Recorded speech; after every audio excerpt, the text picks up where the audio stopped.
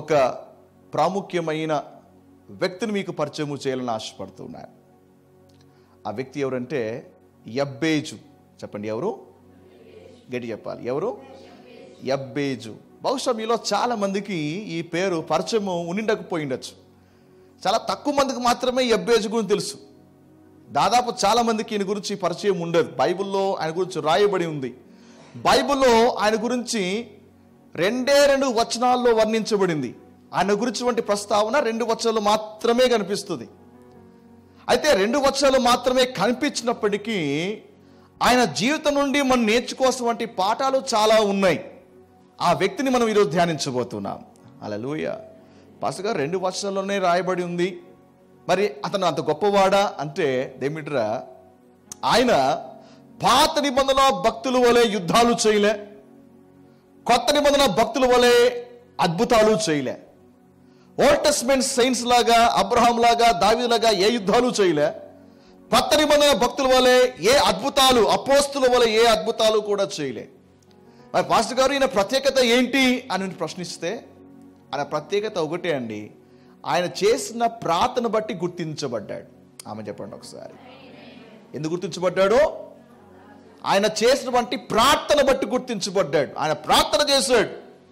అందుకే ఆయన ఏ విధంగా గుర్తించబడ్డాడంటే యబ్బేజు చేసిన ప్రార్థన. కాబట్టి యబ్బేజు చేసినటువంటి ప్రార్థన గురించి ఈరోజు మనము ధ్యానించబోతూ ఉన్నాం.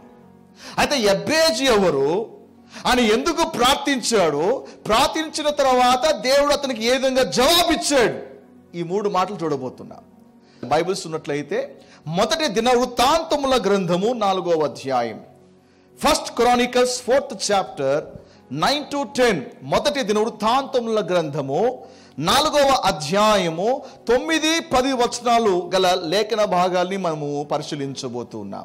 దేమిట్రా, ఈ 2 వచనాలను మనము 3 భాగాలుగా చేయబోతున్నాం. ఎన్ని భాగాలుగా చేయబోతున్నాం?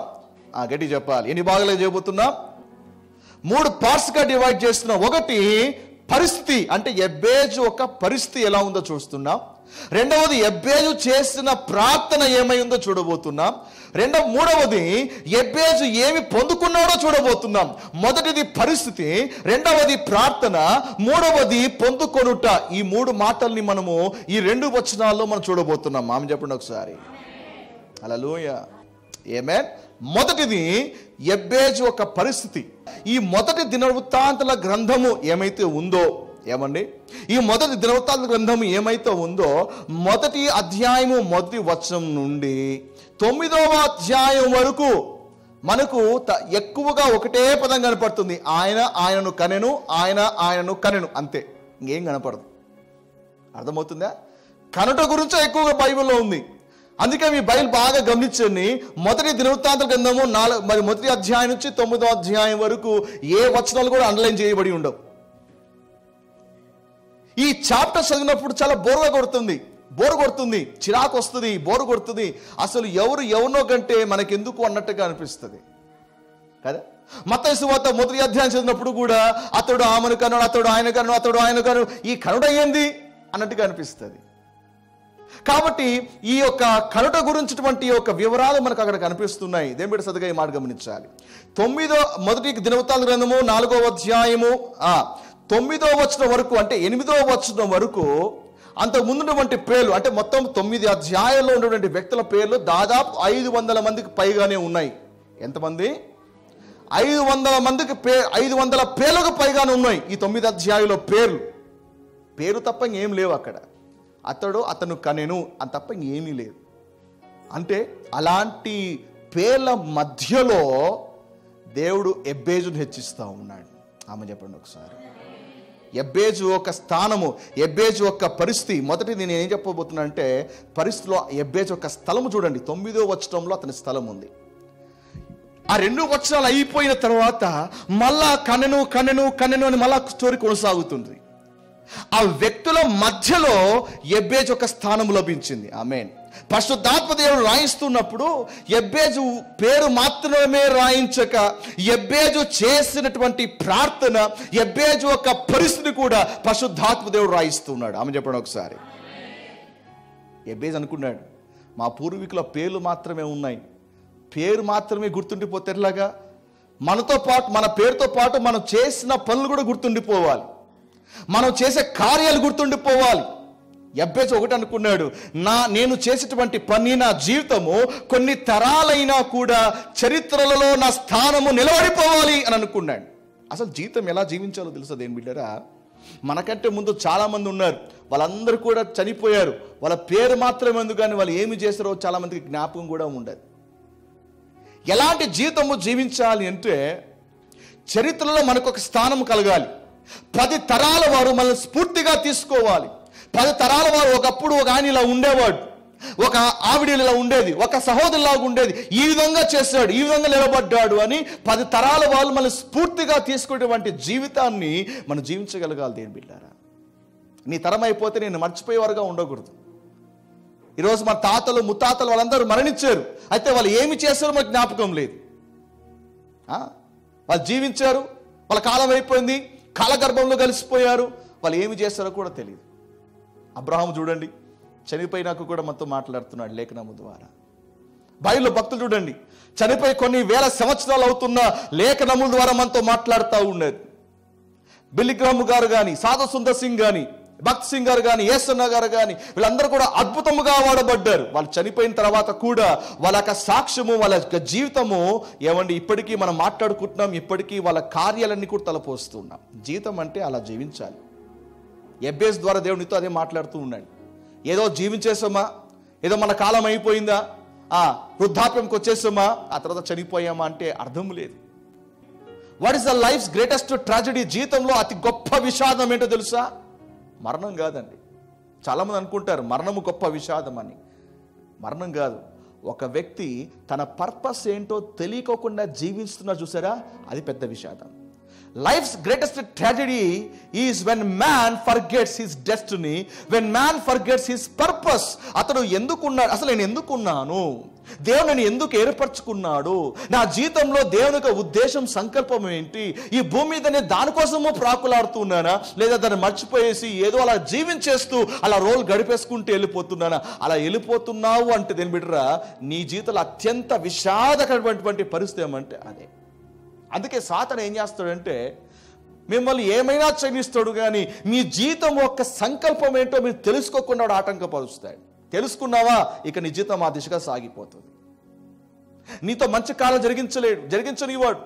తండ్రి నేను వాడుకునేటట్లుగా వాడు నేను ఎంకరేజ్ అసలు మర్చిపోతాడు. నీ విజన్, నీ దర్శనము, దేవుని సంకల్పము అన్ని కూడా మర్చిపోయేటట్లుగా చేసి ఊరికి రోల్ గడిపేస్తూ ఉంటా. పొద్దున లేగానే లేస్తుంటా, పనులు చేస్తుంటా, రాత్రి కాగానే మళ్ళా నిద్రకు ఉపక్రమిస్తుంటా, రోల్ గడిచిపోతున్నా ఎట్లాగా.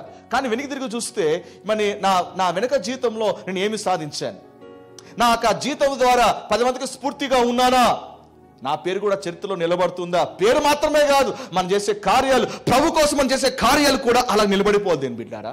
ప్రభు కొరకు మనం చేసేటువంటి అద్భుతాలు, ప్రభు కొరకు మనం చేసే త్యాగాలు, ప్రభు మందిరం కొరకు, రాజ్యం కొరకు, ఆయన పరిచర్య కొరకు నీ సమర్పణ, నీ త్యాగము, నీ భక్తి చరిత్రలో అలాగా నిలబడిపోవాలి. అప్పుడే మనం జీవితంలో జీవించినట్టు దేని బిడ్డారా. యబ్బేజు అది డిసైడ్ చేసుకున్నాడు. ఆయన ముందున్నటువంటి పేర్లందరూ కూడా కనెను తర్వాత ఇంకేమీ కనపడదు, వాళ్ళ పేర్లు తప్ప ఏమీ కనపడదు, వాళ్ళు ఏమి చేస్తారో కూడా తెలియదు. యబ్బేజు అనుకున్నాడు, నా జీవితం అలా ఉండకూడదు. మీ పూర్వీకులు, మీ తల్లిదండ్రులు అలా జీవిస్తున్నారేమో, కానీ నీ జీవితం అలా ఉండకూడదు అని బిడ్డారా. 10 తరాల జ్ఞాపకం ఉండిపోయే జీవితాన్ని మనం కలిగి ఉండాలి. చెప్పండి, యేసునామంలో నేను కూడా చరిత్రలో స్థలము దొరుకునట్లుగా, నాకు కూడా చరిత్రలో స్థలము దొరుకునట్లుగా దేవుడు సహాయం చేయనుగాక. నువ్వు దేవునికి ఆ విధంగా ప్రార్థన చేయగలగాలి. నీ వృత్తిని బట్టో, నీ యొక్క వ్యాపారం బట్టు కాదు, దేవుని బట్టి చరిత్రలో నిలబడిపోవాలి. 10 తరాలు. ఒకప్పుడు మా పూర్వీకుడు ఇలా ఉండేవాడండి, ఆయన చేశాడండి ఈ పరిచర్య, ఆయన ఈ విధంగా ప్రార్థన చేశాడండి, ఆయన సేవా ఫలితమే ఇదిగో మేము ఇలాగ ఉన్నామండి. మీ కింద తరాలు కూడా మాట్లాడుకుంటాయో అప్పుడు నిజంగా మీరు జీవించినట్టు దేని బిడ్డారా. ఆమేన్. బతుకుతే అలాగ బ్రతకాలండి, జీవిస్తే అలాగ జీవించగలగాలి. ఆమేన్. రైట్. రెండవది అతని సమస్య చూద్దాం. యబ్బేజుకు వచ్చిన సమస్య చూద్దాం. 9వ వచనం.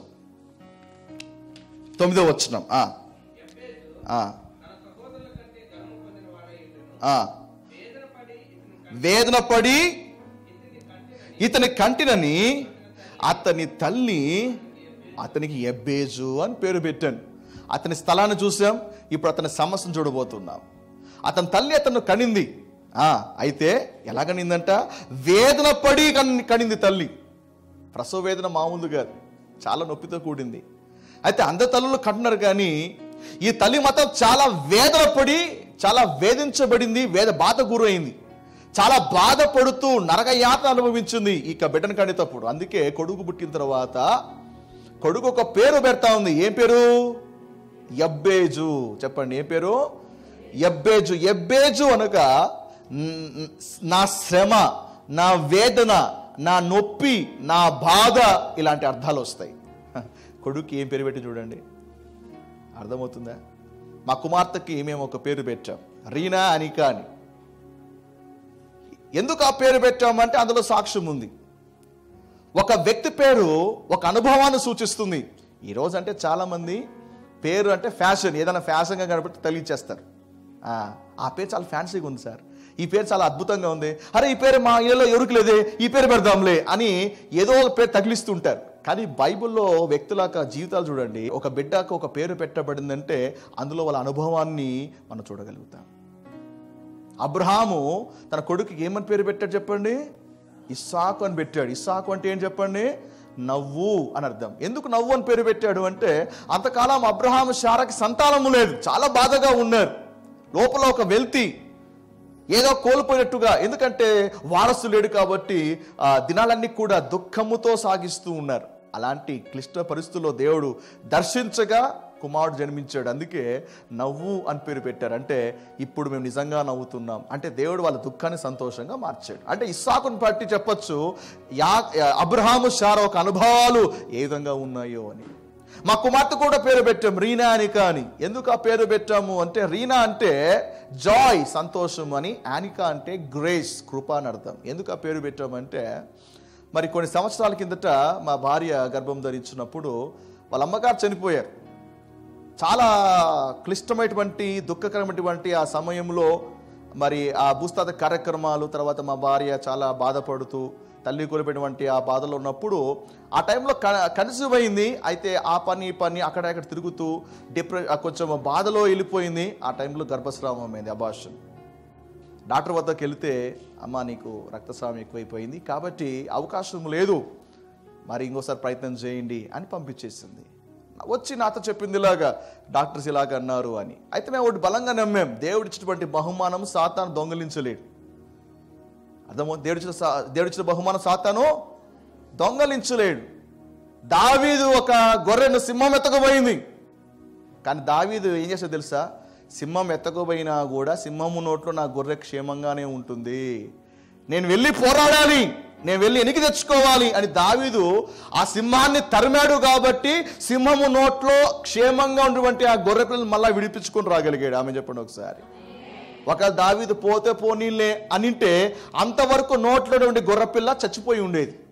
దావీదు తరిమాడు. మేము కూడా అదే బలంగా నమ్మాం, దేవుడిచ్చినటువంటి ఆశీర్వాదన సాతాను ఏమాత్రమో దొంగలించలేడు అని మేము విశ్వాసంతో కన్ఫెషన్ చేయడం మొదలుపెట్టాం.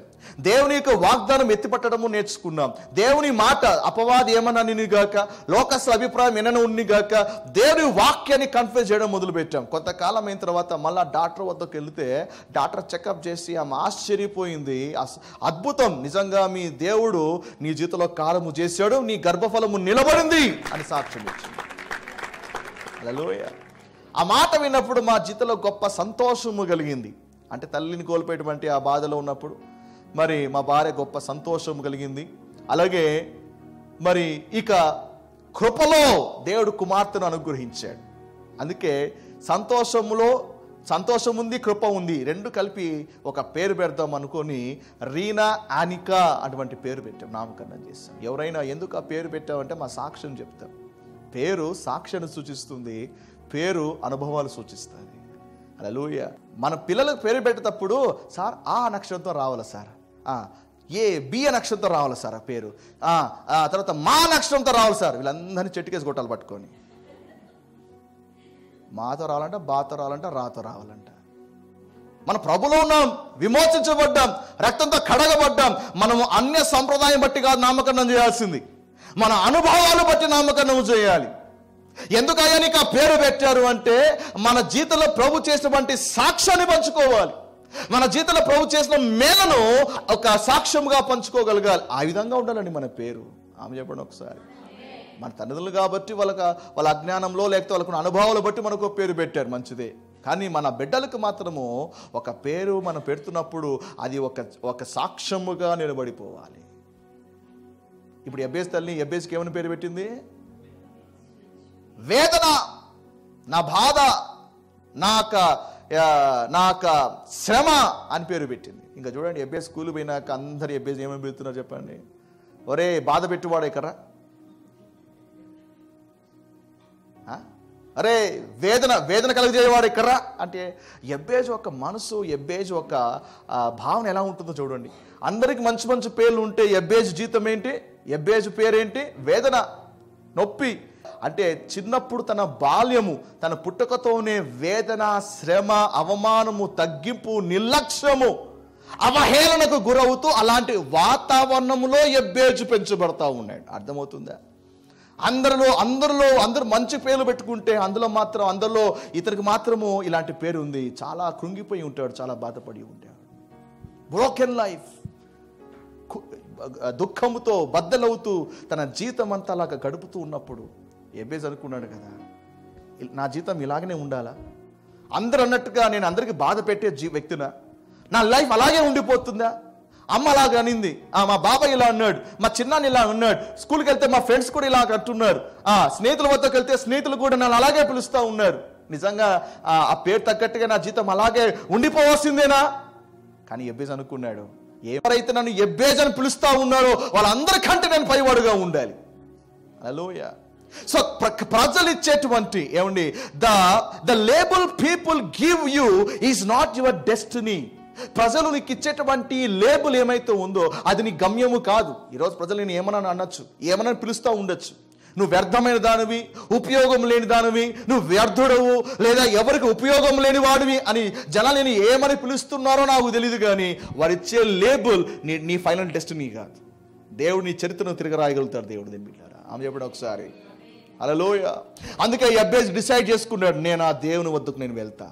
నా దేవుడు నా స్థితిని మార్చివేయగలుగుతాడు, నా దేవుడు నా పరిస్థితిని మార్చివేయగలుగుతాడు అని దేవుని సన్నిధానంకు వెళ్ళి దేవునికి ప్రార్థన చేయడం మొదలు పెట్టాడు. దేవుడు ఎంత గొప్పవాడో తెలుసా?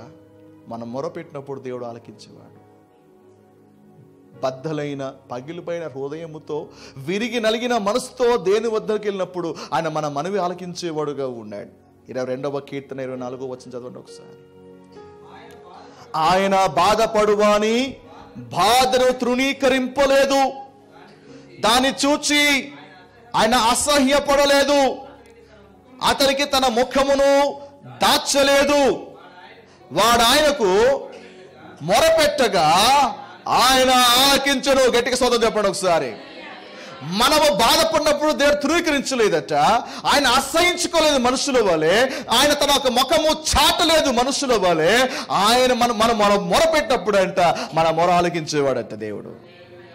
ఎబ్బేజు ఆ విధంగా మొరపెట్టి ఉంటాడు, వేదనతో బాధతో మొరపెట్టి ఉంటాడు. అందుకే దేవుడు ఎబ్బేజు జీవితాన్ని, ఎవరిని శిథిలమైన జీవితాన్ని దేవుడు శిఖరానికి ఎక్కించాడు. దేవుడు నీ పరిస్థితిని మార్చివేయగల దేవుడు నీ దేవుడు. నీలో ఉన్నటువంటి కృప, దేవుడు మనల్ని అనాథగా వదిలిపెట్టలే. మనలో ఏం పనిచేస్తుందో తెలుసా? ఆయన కృప పనిచేస్తుంది. అందరూ ఎడబాసినా, అందరూ విడిచిపెట్టినా, అందరూ త్రోసివేసినా, నిర్లక్ష్యంగా మాట్లాడుతున్నా, ఒకటి మాత్రం నేను ఎప్పటికీ విడిచిపెట్టదు ఏంటో తెలుసా?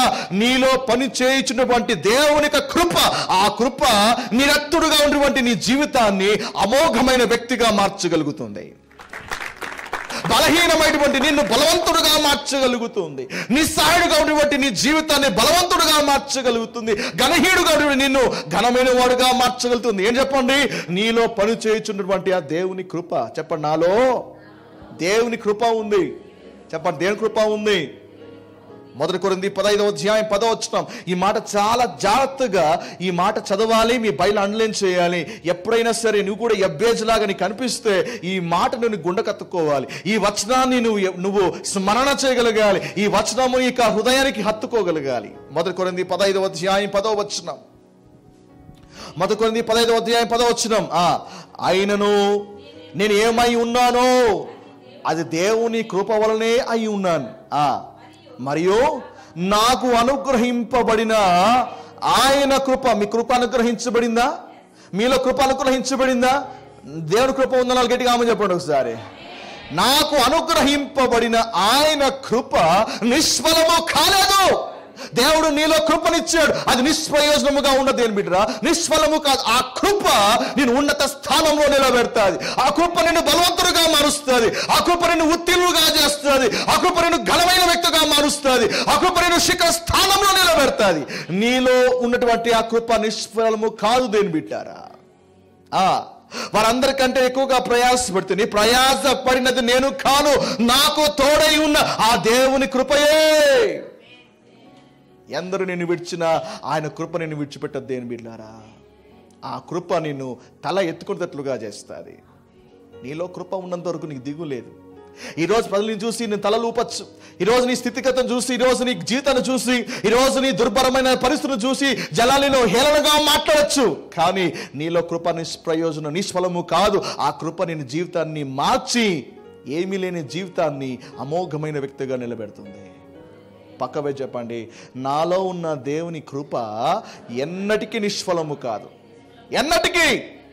నేను ఎంతగా పతనమైనా, ఎంతగా బద్దలైనా, నా జీవితం ఎంతగా చితికిపోయినా, నా జీవితం ఎంతగా నలిగిపోయినా, నాలో ఉన్నటువంటి ఆ దేవుని కృప నిష్ఫలము కాదు. మళ్ళా కృపను బట్టి నేను మరలా పైకి వస్తాను. ఏమే చాలా మంది అనుకుంటారు ఇట్స్ ఓవర్, అయిపోయింది అనుకుంటారు. కానీ నువ్వు అనొచ్చు ఇట్స్ ఓవర్ అని, కానీ నీలో కృప ఇట్స్ ఓవర్ అని చెప్పాదు. ఆ కృప నేను మళ్ళా పైకి నిలబెడుతుంది. ఆయన కృప ఎంత ఆశ్చర్యమైంది. ఏమేన్ ఎబ్బేజు దేవునికి ఆ విధంగా మొరపెడతా ఉన్నాడు. అయ్యా అందరూ ఇలా పిలుస్తూ ఉన్నాడు, అయ్యా నా జీవితం ఇలా ఉండాల్సిందేనా? ఆ రోజు మొరపెట్టాడు కాబట్టే ఈరోజు ఎబ్బేజ్ గురించి పరిశుద్ధమైన గ్రంథంలో ఆయన గురించి మనం చదువుతూ ఉన్నాం. ఈరోజు నేను హేళన చేసేవాళ్ళు చరిత్రలో నువ్వు ఎట్టివాడివో చరిత్ర తెలుసుకోబోతుంది. నేను అవమానపరచిన వాళ్ళు, నేను హేళన చేసేవాళ్ళు, తక్కువగా చూసేవాళ్ళు ఏమంటే వాళ్ళందరూ కూడా నీ విమర్శించే వాళ్ళు కాదు, వాళ్ళ పిల్లలు కూడా నువ్వు ఎట్టివాడవో వాళ్ళు చూడబోతున్నారు, వినబోతా ఉన్నారు. ఏమేన్. సో అతని స్థలము చూసాము, అతని సమస్య కూడా చూసాము. ఇప్పుడు అతని సాక్ష్యము చూద్దామా? దేవుడు ఎంత అద్భుతంగా మార్చాడు. తన సహోదరుల కంటే ఘనము పొందిన వాడై ఉండేను. అబ్బా ఎంత గొప్ప మాట అది. తన సహోదరుల కంటే ఘనము పొందిన. సహోదరులందరూ మంచి పేరు పెట్టుకొని మంచి జీవితం జీవిస్తూ ఉంటే నాకు ఎప్పుడు అలాంటి జీవితం వచ్చేది అని అనుకోండొచ్చు. అలాంటి మంచి ఇల్లు, మంచి కారు, మంచి సౌకర్యము, మంచి జీతం చూస్తే నా లైఫ్ ఇలాగ ఉండాల్సిందే, నా లైఫ్ అలాగ ఉండేవాల్సిందేనా అని అనుకున్నాడేమో బహుశా. కానీ దేవునికి మొరపెట్టగా దేవుడు ఎంత గొప్పగా దీవించాడంటే తన సహోదరులకు అందరికంటే గొప్పగా దీవించాడంట. నమ్మండి, దేవుడు మిమ్మల్ని మీ తోటి వారి కంటే గొప్పగా దీవించబోతున్నాడు. నువ్వు సేవించే దేవుడు మామూలు దేవుడు కాదు. నువ్వు సేవించే దేవుడు సాధారణమైన దేవుడు కాదు. నీ తోటి వారందరికంటే దేవుడిని హెచ్చించబోతూ ఉన్నాడు. నీ బంధువులందరికంటే దేవుడిని పైగా ఉంచబోతున్నాడు. నమ్ముతామని చెప్పండి ఒకసారి. నమ్ముతేనే ఆమని చెప్పండి. నీ తోటి వారి కంటే, నీ తోటి వారి కంటే, నీ స్నేహితుల కంటే, నీ బంధువుల కంటే, నీ చుట్టూ ఉన్న వారి కంటే నీ స్థితి ఇంకా గొప్పగా ఉండబోతా ఉంది. అలాంటి స్థితిని మన దేవుడు యేసయ్య ఇవ్వగలుగుతాడు.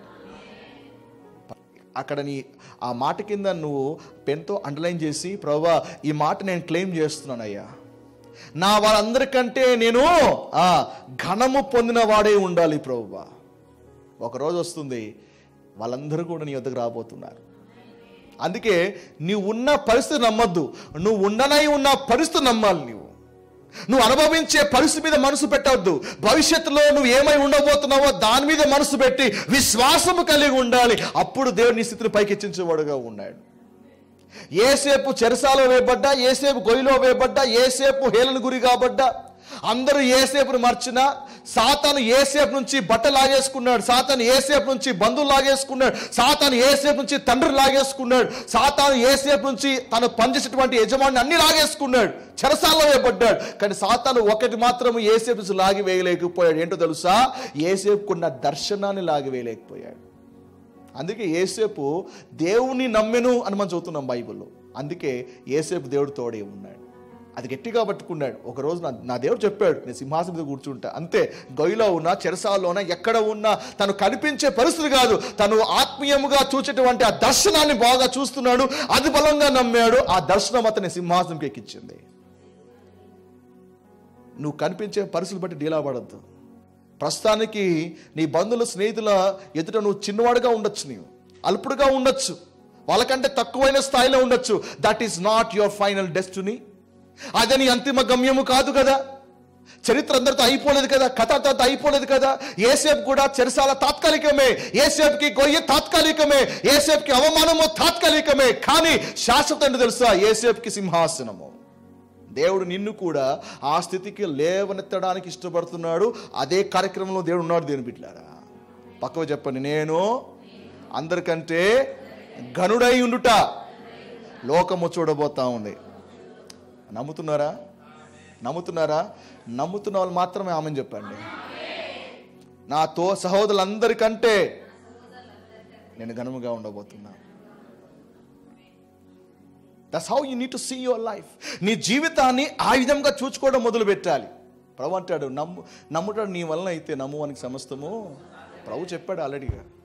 నమ్ముట నీ వలన అయితే నువ్వు దృశ్యమైనవి కాక అదృశ్యమైనవి నిదానించి చూడాలి. నువ్వు అదృశ్యమైనవి చూస్తున్నావా? దేవుని జీవితంలో ఏమి చేయబోతున్నాడో అదృశ్యమైనవి చూడగలుగుతున్నావా? అవన్నీ అదృశ్య లోకంలో అదృశ్యముగా ఉన్నాయి. విశ్వాసమైన నేత్రముతో వాటి చూడగలుగుతున్నావా? దేవుని ఉద్యోగాన్ని, నీ కుటుంబాన్ని, నీ వ్యాపారాన్ని, నీ స్థితిగతుల్ని ఏ విధంగా అమోఘముగా మారుస్తున్నాడో నీ విశ్వాసపు నేత్రాలతో చూడగలుగుతూ ఉన్నావా? నీ బాహ్య నేత్రాలతో మాత్రమే నీ బాహ్యమైన స్థితులు చూస్తున్నావు, డీలా పడిపోతున్నావు. నా జీతం ఇంతే, ఇక నేను ఎంత చేసినా నా జీతం ఇంతే, ఇక ముందుకెళ్ళదు నా జీతము, ఈ జీతంలో దేవుడు ఇంతే రాసి పెట్టాడు అన్నట్టుగా నువ్వు భ్రమపడతా ఉన్నావు. కాదు, యెబ్బేజు జీవితాన్ని దేవుడు ఇలాగ తిరగరాస్తాడు, నీ జీవితాన్ని దేవుడు అలాగే తిరగరాయిపోతున్నాడు. దేని బిడ్డారా, కంటికి కనిపించేది నమ్మద్దు, అవి తాత్కాలికం. ఒక మాట చెప్పనివ్వండి, మీకు కంటికి కనిపించే పరిస్థితులు తాత్కాలికం, కానీ అదృశ్యమైనవి శాశ్వతం. దృశ్యమైనవి తాత్కాలికం, అదృశ్యమైనవి శాశ్వతం. అదృశ్యమైన నేత్రాలతో నీ జీవితాన్ని చూడడం మొదలు పెట్టాలి. నువ్వు ప్రార్థన చేయాలి, ప్రభువా నా ఆత్మనేతలు తెరవండియ్యా, నా గురించి, నా కుటుంబం గురించి, నా వ్యాపారం, నా ఉద్యోగం గురించి నీ సంకల్పాన్ని నేను చూడడానికి సహాయం చేయండి అయ్యా. నా ఆత్మీయ నేత్రాలతో నా జీవితం చూడడానికి సహాయం చేయండి అయ్యా. దేవుడు అలాంటి నేత్రాలు, అలాంటి దృష్టిని మనకు అనుగ్రహించును కాక. ఒకటి మాత్రం నిజం, మీ సోదరులందరికంటే మీరు గొప్పగా ఉండబోతున్నారు. మీ వాళ్ళందరికంటే భౌతికముగా, ఆత్మీయముగా, ఆర్థికంగా, వస్తుపరంగా అన్నిటికంటే గొప్పవాడుగా ఉండబోతున్నారు. ఆమె చెప్పండి ఒకసారి. ఈ ప్రవచనం మీకే, అందుకే ప్రొఫెటిక్గా మాట్లాడుతున్నా, ప్రవచన రూపంగా మాట్లాడుతున్నా. ఈ మాట రాసి పెట్టుకోగలగాలి. మాట ఇచ్చిన దేవుడు నమ్మదగిన దేవుడైనా. ఆమేన్. సో అతని స్థలం చూసాం, అతని సమస్య చూసాం, అతని సాక్ష్యము చూసాం కదా. రెండు ముందుకు వెళ్దాం, 10వ వచనంకి వెళ్దాం. కాబట్టి ఇదండి యెబ్బేజు యొక్క పరిస్థితి. ఇప్పుడు యెబ్బేజు యొక్క ప్రార్థన చూద్దాం. ఇప్పుడు యెబ్బేజు ప్రార్థన చేస్తా ఉన్నాడు.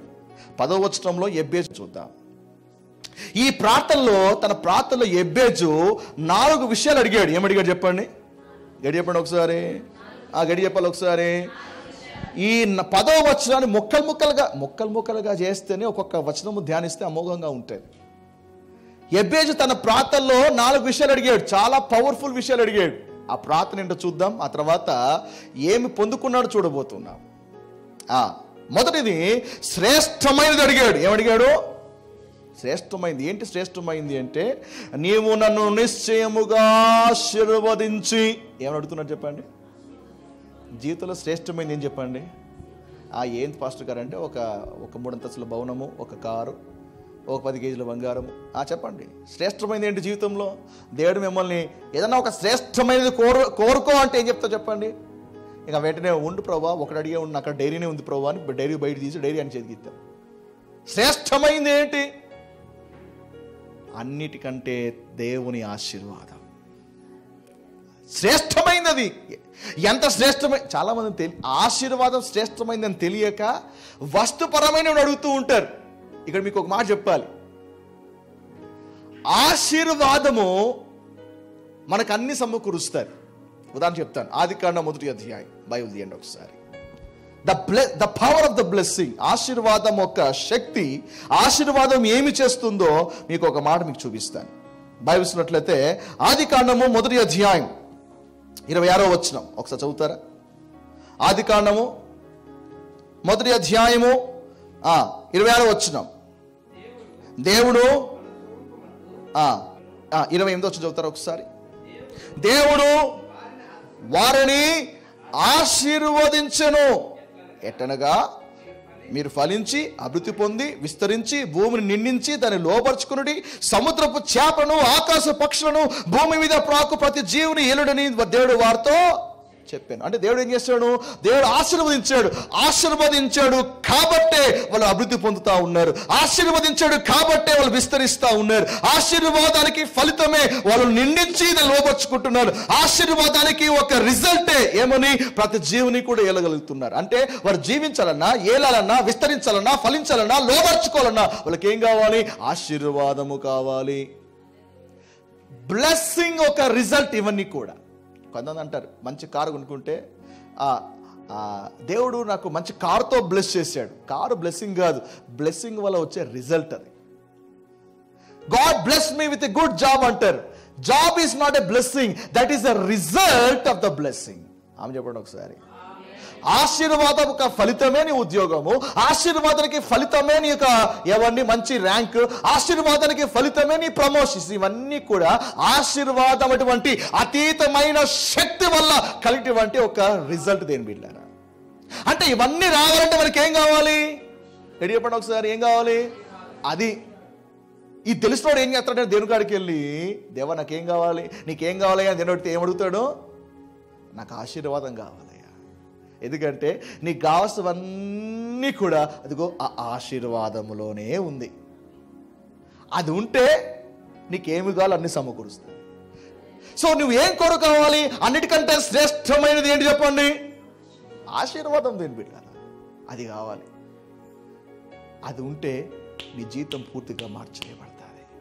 యబ్బేజు అది అడుగుతున్నాడు, అయ్యా నా జీవితంలో లేదయ్యా, అందుకే నా లైఫ్ ఇలాగుంది, నా తల్లి నన్ను ఎబ్బేజని పిలుస్తూ ఉంది, నేను కూడా ఎండిపోయిన జీవితం జీవిస్తూ ఉన్నా, ఉపయోగం లేని జీవితం జీవిస్తూ ఉన్నా, నా స్థితి మార్చబడాలి అంటే నా జీవితంలో నీ ఆశీర్వాదం పనిచేయలయ్యా.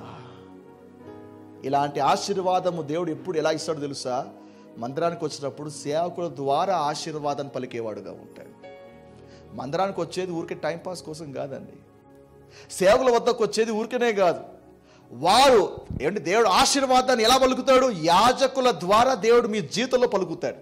So when man of God release the blessing over your life, సేవకులు మీ జీవితంలో ఆశీర్వాదాన్ని పలికినప్పుడు ఏమవుతుంది అంటే ఆ బ్లెస్సింగ్ ఒక పవర్ మీ జీవితంలో ఏమేమి కావాలో అవన్నీ కూడా సమకూరుస్తుంది.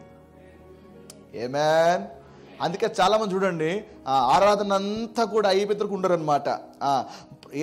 ముగింపు ప్రార్థన కానీ మెల్లిగా సంఖలో బయలు పెట్టుకొని వెళ్ళి దాపెట్టుకొని పోతా అంటారు. అంతే ఆశీర్వాదం ఒకటి ఉంది. ఏంటి చెప్పండి? మా తండ్రి అయిన దేవుని ప్రేమయు, యేసుక్రీస్తు కృపయు, పరిశుద్ధాత్ముడి అన్యోన్య సహవాసము మీకు తోడే ఉండును గాక. ఆశీర్వాదం తీసుకోవాలి కదా. అంతవరకు తీర బ్లెస్సింగ్ తీసుకున్న టైంలో సంఖలో బయలుపెట్టుకుని వెళ్ళిపోతే ఎట్లాగా?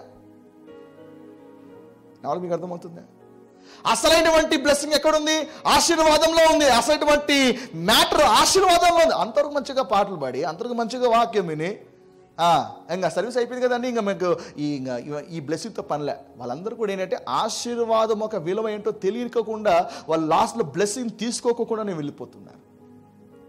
సేవకుడు ఆశీర్వదిస్తేనే అవుతుంది. యేసయ్య 5 రొట్టెలు 2 చేపలు రొట్టెత్తుకొని విరిచి ఆశీర్వదించి ఎప్పటికీ ఆశీర్వదించాడో 1000 మంది తినగలిగారు. ఆశీర్వాదంలో ఉన్నటువంటి శక్తి ఆ విధంగా ఉంటుంది. ఆమె చెప్పండి ఒకసారి, చేయబోతాను ఒకసారి. యేసయ్య నీ ఆశీర్వాదము నన్ను నిశ్చయముగా ఆశీర్వదించాను. అందుకే నీ జీవితంలో ఇది కాకుండా ఎంత కష్టమైన పడు కానీ నువ్వు పైకి రాలేవు. కష్టం ఒకటి నేను పైకి తీసుకురాలేదు, కష్టానికి నీ ఆశీర్వాదం తోడుగా ఉండాలి. యోహాను సువార్త 21వ అధ్యాయంలో ఒక చిన్న ఉదాహరణ చూపిస్తాను. దీవించబడుతుంటే ఆమె చెప్పండి ఒకసారి. యోహాను సువార్త 21వ అధ్యాయము 5-6 వచనాలు. యోహాను సువార్త 21వ అధ్యాయము 5-6 వచనాలు. యేసు అడుగుతున్నాడు, పిల్లలారా భోజనమునకు మీ వద్ద ఏమైనా ఉన్నదా అని వారిని అడిగాను. దానికి ఆన్సర్ ఏమి ఇచ్చారు చెప్పండి? లేదని వారితో. ఎందుకు? అంతవరకు యేసే వాళ్ళ జీవితంలో లేడు. అందుకే అయ్యా మా దగ్గర ఏమీ లేదు. అప్పుడు ఆయన చెప్పండి, కుడి పక్కన వల వేయుడి, మీకు దొరుకునని చెప్పాను. గనుక వారు అలాగో చేపలు అలా వల వేయగా చేపలు విస్తారముగా పడినందున వల లాగలేకపోయిరి. చూసారా, అప్పటికి ఇప్పటికి ఎంత వ్యత్యాసం. అంతకుముందు వాళ్ళు కష్టపడ్డారు, చేపలు దొరికాయా? లేవన్నారు. ఇప్పుడు ప్రభు చెప్పాడు, ఇప్పుడు వల వేయండి అన్నాడు. ఇప్పుడు వల వేస్తే ఏమండి విస్తారముగా పడ్డాయంటే, ఎంతగా పడ్డాయంటే వాళ్ళు కూడా లాగాలేనంత విస్తారమైన చేపలు పడ్డాయి. డిఫరెన్స్ చూడండి, ఒక్క వచనంలో ఎంత వ్యత్యాసం. యేసు ఉంటే, యేసు లేకపోతే ఎంత వ్యత్యాసమో చూడండి. యేసు లేకుండా కష్టపడ్డారు, ఏ ఉపయోగం లేదు. యేసయ్య లేకుండా, ప్రార్థన లేకుండా, ఆశీర్వాదము లేకుండా, దేవుని సన్నిధి, దేవుని అనుగ్రహము లేకుండా నీవు వెట్టి చాకరీ చేయగాక దాంట్లో ఎలాంటి నీకు లాభం ఉండదు, ఎలాంటి ప్రయోజనం ఉండదు. నీ కష్టములో ఆయన ఆశీర్వాదం ఉండాలి. మందిరము రాకోకుండా వ్యాపారం పోతే ఎట్లాగా? మందిరము లేకోకుండా నువ్వు కేవలం నీ కష్టాన్ని నమ్ముకుంటే ఎట్లాగా? విస్తారముగా ఉండి దానిలో ఆశీర్వాదము లేకుండా ఉండుట కంటే కొంచెమే కలిగి ఉండి అందులో ఆశీర్వాదం ఉంటే ఎంత మేలు దేవుని బిడ్డలారా. హల్లెలూయా. ఆ హస్తము నీ మీదకి వచ్చిందా, నీ జీతం పూర్తిగా మార్చివేయబడుతుంది. యేసు నామములో మీ వలలు కూడా పిగిలిపోయేంతగా దేవుడు ఆశీర్వదించును గాక. మీ వలలో లాగివేయలేనంతగా దేవుడు నింపునుగాక యేసు నామములో. ఆమేన్. హల్లెలూయా. Praise God. రెండవది, మొదటిది ఏమన్నాడు? శ్రేష్టమైన అడిగాడు. రెండవది సరిహద్దును విశాలపరచమని అడిగాడు. ఏమడిగాడు? సరిహద్దును, నా సరిహద్దును విశాలపరిచి. యబ్బేజు ఒక కోరిక చూడండి, అయ్యా నేను దీవించబడితే ఎట్లాగయ్యా, నా సరిహద్దును ఏమైతే ఉందో తను ఇంకా పెంచండి అయ్యా, విశాలపరచండి అయ్యా. ఎందుకు అడుగుతున్నాడు తెలుసా? తాను ఇతరులకి దీవెనకరంగా ఉండడానికి ఇష్టపడతా ఉన్నాడు. యబ్బేజు ఒక ప్రార్థన అది. He want to be a blessing for many other people. మనం ఎలా కోరుకోవాలో తెలుసా? అయ్యా చాలామంది అంటుంటారు, వాళ్ళు మరి తెలుసో చేస్తారో తెలియదు కానీ చాలా అమాయకం చేస్తారు. ప్రభువా నాకు తినడానికి తిండి, కట్టుకోవడానికి బట్ట, ఉండడానికి ఇల్లు చాలయ్యా, నేను ఏమీ ఆశించినయ్యా. అలా అడిగేవాడు వాడు ఎంత స్వార్థపడు కూడా ఉండడు. అంటే నువ్వు మాత్రం బాగుంటే చాలా, మళ్ళీ పక్కన ఏమైపోవాలా? నువ్వు బాగుంటే చాలా, నీకు తిండి, నీకు బట్ట, నీకు ఇల్లు అని నీకు దొరికితే చాలా. మళ్ళీ చాలామంది లేని వారుగా ఉన్నారు. అలాంటి వారికి నువ్వు దీవెనకరంగా ఎప్పుడు ఉండగలుగుతావు? నీ దగ్గర సమృద్ధి ఉంటే కదా పక్కన వాడిని ఇవ్వగలుగుతావు. నీ దగ్గర ఎక్కువ చాలదానికంటే ఎక్కువగా ఉంటేనే కదా 10 మందిని గుప్పిలు చాపగలుగుతావు. ఆమె చెప్పండి ఒకసారి. అర్థమవుతుందా?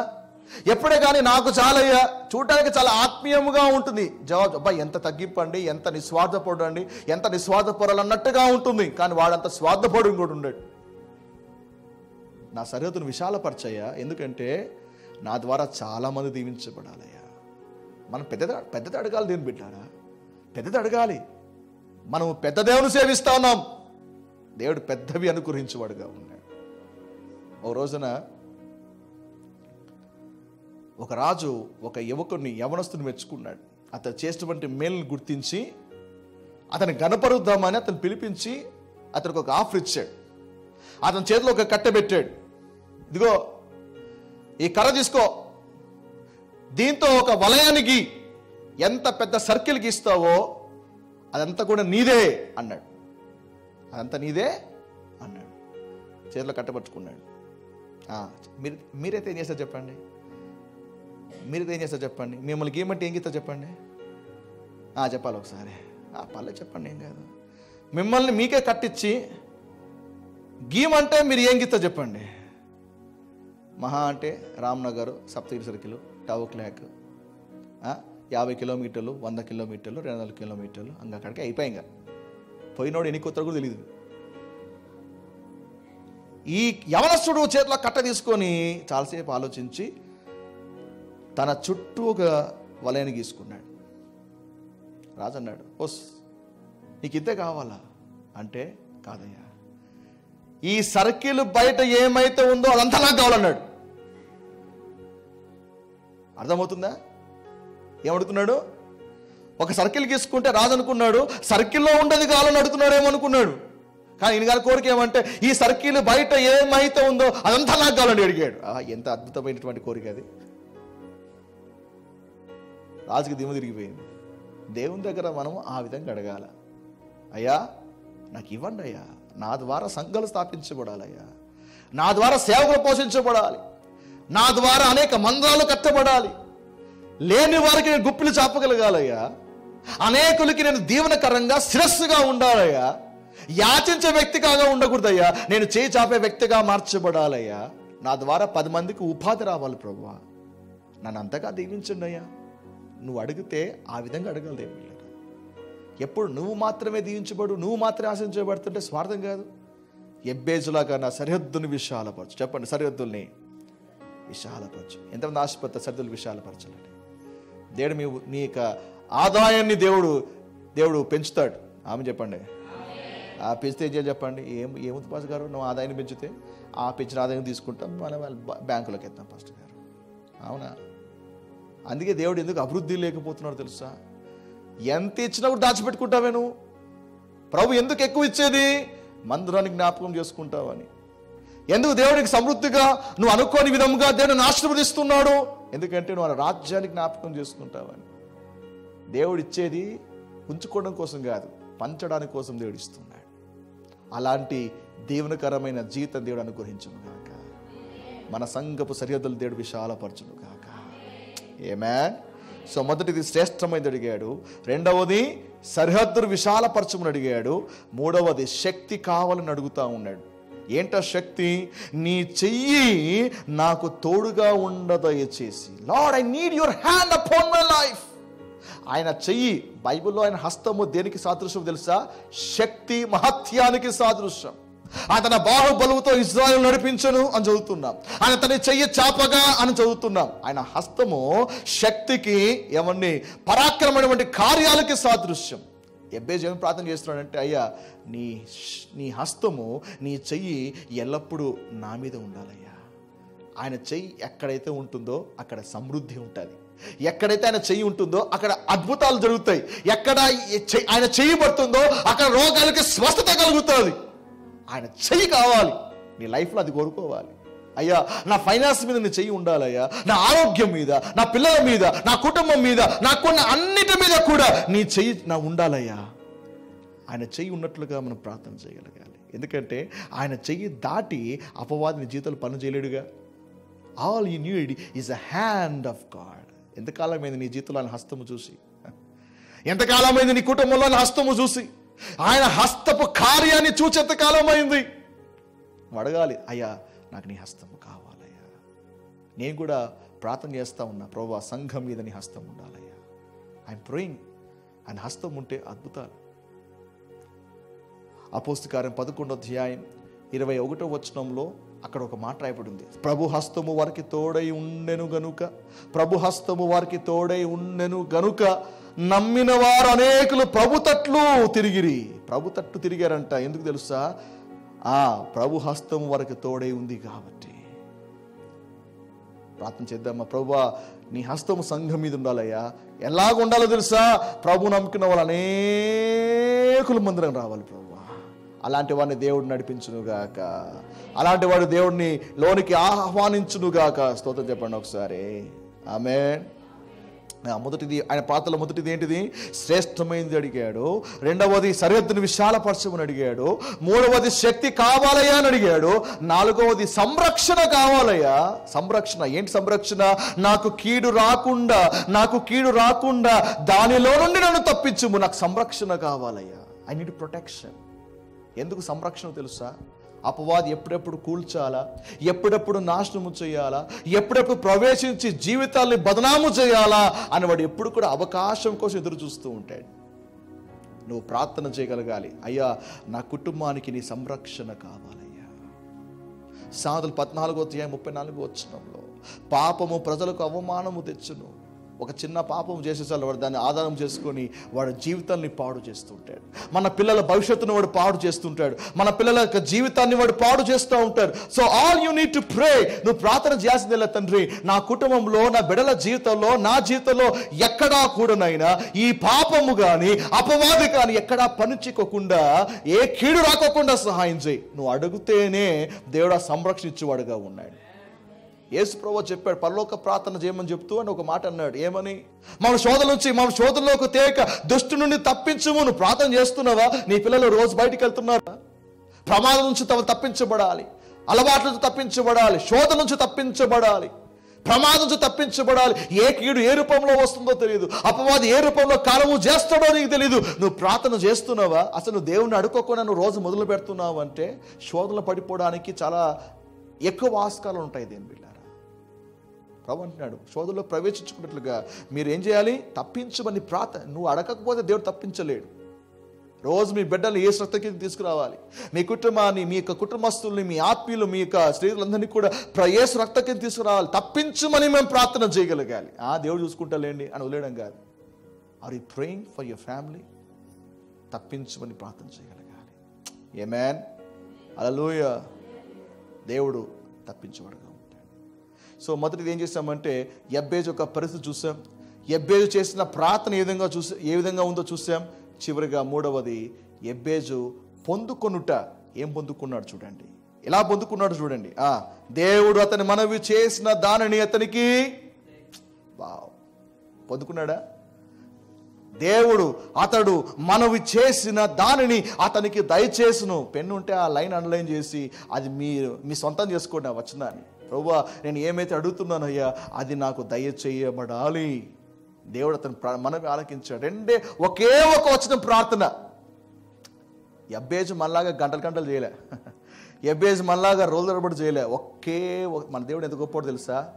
యథార్థమైన హృదయముతో 2 నిమిషాలు ప్రార్థన చేసిన దేవుడు కార్యం జరిగించేవాడుగా ఉంటాడు. దేవుడు కార్యాలు పొడవైన ప్రార్థనలు బట్టి ఆధారపడలే. మంచిదే, సమ్ టైమ్స్ ఒకసారి మనం ఎక్కువగా ప్రార్థన చేస్తుంటే మంచిదే, కానీ పొడవుగా చేస్తేనే గంటలు చేస్తేనే దేవుడు వింటాడు అనుకోవడం తప్పు. మనం యథార్థ హృదయంతో చిన్న ప్రేయర్ చేసినా కూడా దేవుడు ఆలకిస్తాడంట. దేవుడు మనమే ఆలకించాడంట. నేను అనుకున్న దేవుణ్ణి, ప్రభువా యబ్బేజు ప్రార్థన ఎందుకు విన్నావయ్యా? నువ్వు వినాలని ఎందుకు అనిపించింది? దేవుడు చెప్పాడు, యబ్బేజు యొక్క ప్రార్థన చూడు, నిస్వార్థమైనది.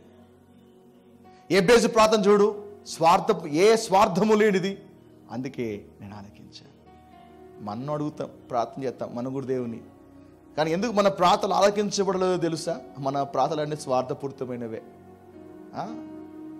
యాకోబు 4వ అధ్యాయం 2-3 వచనాలు చూసినట్లయితే దేవుడు అంటాడు అక్కడ, ఏమని? మీరు ఆశించుచున్నారు కానీ మీకు దొరుకుటలేదు, నరహత్య చేదురు, మత్సర పడుతురు కానీ సంపాదించుకోలేరు, పొట్లాడుతురు కానీ యుద్ధము చేదురు కానీ దేవుని అడగందున మీకు ఏమీ దొరకదు. మీరు అడిగినను మీ భోగముల నిమిత్తము వినియోగించుటకై దురుద్దేశముతో అడుగుతున్నారు. ఈరోజు మన ప్రేయర్స్ అన్ని కూడా సెల్ఫిష్ ప్రేయర్సే. భోగం నిమిత్తం అడుగుతున్నారు, మీ కొరకు అడుగుతున్నారు, కానీ దేవుని రాజ్యం కొరకు కాదుగా. అయ్యా నాకు ఒక చక్కని బైక్ కావాలయ్యా. ఎందుకు కావాల బైక్? ప్రభు నడిచి కాళ్ళు పెడుతున్నాయ్యా. అయ్యా బైక్ ఇవ్వండి. నాతో పాటు బైక్ని కూడా సువార్తలో వాడుతున్నాయ్యా. ఎంత అద్భుతమైనది అది ప్రార్థన.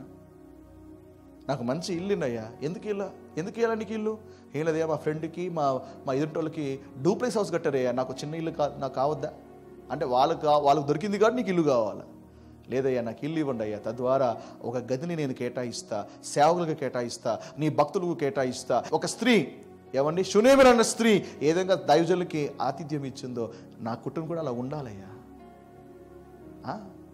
నువ్వు అడుగుతున్నా మంచిదే. నువ్వు అడిగేది దేవుని సేవలో భాగస్వామ్యం చేస్తున్నావా? నువ్వు అడుగుతున్నావు బాగానే ఉంది, దేవుని మహిమ కొరకు అడుగుతున్నావా? బైక్లో వస్తుంటాం, అసలు నువ్వు నడుచుకుంటూ వస్తున్నప్పుడు నీ కాళ్ళు ఎన్నిసార్లు నొప్పి పుట్టింటాయి, ఎన్నోసార్లు చాలా ఇబ్బందిగా ఉంటుంది. ప్రభు నాకు బైక్ ఇండయ్యా, తద్వారా మందరమైనాక ఎవరైతే నడుచుకుంటూ వెళ్తున్నారో బండి లేక వాళ్ళు ఎక్కించుకుని వెళ్తానయ్యా. ఆ బాధ నాకు తెలుసు అయ్యా, నేను ఎక్కించుకుని వెళ్తానయ్యా. నువ్వు ఈలాగా మంచి ఉద్దేశముతో ప్రార్థన చేయి, దేవుడు అమోఘంగా దీవిస్తాడు. నాకు ఉద్యోగం కాల, ఎందుకు అయ్యా? ఉద్యోగం లేకపోతే నా ఇంట్లో తరిమెత్తారయ్యా, ఉద్యోగం లేకపోతే నన్ను అవమానం చూస్తారు ప్రభువా.